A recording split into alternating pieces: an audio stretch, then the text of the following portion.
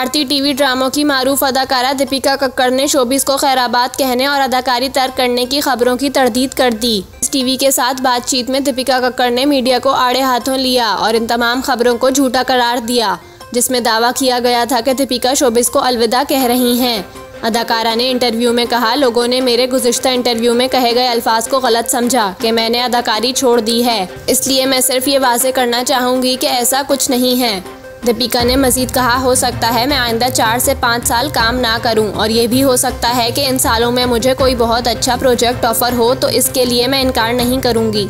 उन्होंने कहा, अहम बात यह है कि मैं जल्द मां बनने वाली हूं, इसलिए फ़िलहाल मेरी सारी तवज्जो अपनी फैमिली पर मरकूज़ है। वाज़ेह रहे कि दीपिका कक्कड़ को 2011 में शुरू होने वाले भारतीय ड्रामे ससुराल समर का से पजीराई हासिल हुई थी।